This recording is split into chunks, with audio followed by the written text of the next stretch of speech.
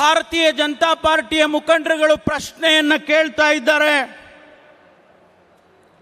ಯಾತಕ್ಕೋಸ್ಕರ ಈ ಕಾರ್ಯಕ್ರಮವನ್ನು ಮಾಡ್ತಾ ಇದ್ದಾರೆ ಕರ್ನಾಟಕ ಸರ್ಕಾರ? ಯಾವ ಪುರುಷಾರ್ಥಕ್ಕೆ ಮಾಡ್ತಾ ಇದ್ದಾರೆ ಅಂತ ಹೇಳಿ ಟೀಕೆಗಳನ್ನು ಮಾಡಿದ್ದಾರೆ ಅಂತ ನನ್ನನ್ನು ಪ್ರಶ್ನೆ ಮಾಡಿದರು. ಈ ಜಿಲ್ಲೆಯ ಭಾರತೀಯ ಜನತಾ ಪಾರ್ಟಿಯ ಮುಖಂಡರುಗಳು ಈ ಕಾರ್ಯಕ್ರಮದ ಬಗ್ಗೆ ಬಹಳ ಲಘುವಾಗಿ ಮಾತನಾಡಿದ್ದಾರೆ. ಬಹಳ ಸೂಕ್ಷ್ಮವಾಗಿ ನಾನು ಗಮನಿಸಿದ್ದೇನೆ. ಶೂನ್ಯ ಸಾಧನೆ ಎನ್ನುವಂತ ಮಾತನ್ನ ಅವರು ಹೇಳಿದ್ದಾರೆ. ಇವತ್ತು ಮಾನ್ಯ ಇಲ್ಲಿ ಉಪಸ್ಥಿತರಿರ್ತಕ್ಕಂಥ ಎಲ್ಲ ಅಣ್ಣ ತಮ್ಮಂದಿರ ಮುಂದೆ, ರಾಜ್ಯದ ಜನತೆಯ ಮುಂದೆ ಅವರಿಗೆ ನಾನು ಉತ್ತರವನ್ನು ಕೊಡೋದಕ್ಕೆ ಬಯಸ್ತೇನೆ. ಕರ್ನಾಟಕ ಸರ್ಕಾರದ ಚುನಾವಣೆ 2023ರ ಏಪ್ರಿಲ್ನಲ್ಲಿ ನಡೆಯಿತು.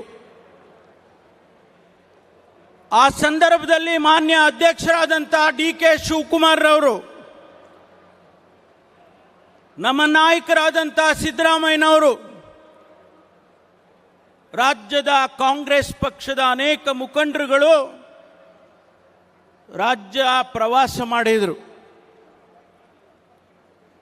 ಆ ಸಂದರ್ಭದಲ್ಲಿ ನಮ್ಮ ಪಕ್ಷದ ಪ್ರಣಾಳಿಕೆಯನ್ನು ತಯಾರು ಮಾಡೋದಕ್ಕೆ ನನಗೆ ಜವಾಬ್ದಾರಿಯನ್ನು ಕೊಟ್ಟರು ನಮ್ಮ ಪಕ್ಷದ ಅಧ್ಯಕ್ಷರು ಮತ್ತು ನಮ್ಮ ನಾಯಕರು.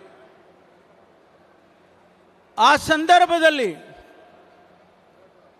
ಇಡೀ ರಾಜ್ಯದ ಜನತೆಗೆ ಸುಮಾರು 500ಕ್ಕೂ ಹೆಚ್ಚು ಭರವಸೆಗಳನ್ನು ನಾವು ರಾಜ್ಯದ ಜನತೆಗೆ ಕೊಟ್ಟಿದ್ದೇವೆ.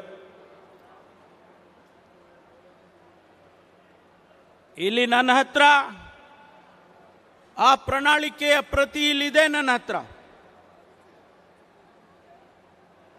ಈ ಪ್ರಣಾಳಿಕೆಯನ್ನು ರಾಜ್ಯದ ಜನತೆಗೆ ನಾವು ತೆಗೆದುಕೊಂಡು ಹೋಗಿ ಮನೆ ಮನೆಗೆ ತಲುಪಿಸಿದ್ದೋ. ರಾಜ್ಯದಲ್ಲಿ ಒಂದು ಒಳ್ಳೆಯ ಆಡಳಿತವನ್ನು ಕೊಡ್ತೇವೆ, ಜನಪರವಾದ ಸರ್ಕಾರವನ್ನು ಕೊಡ್ತೇವೆ,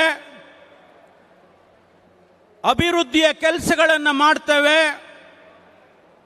ಸಾಮಾಜಿಕ ನ್ಯಾಯವನ್ನು ಮಾಡ್ತೇವೆ ಅಂತೇಳಿ ನಾವು ವಾಗ್ದಾನ ಮಾಡಿದ್ದೋ.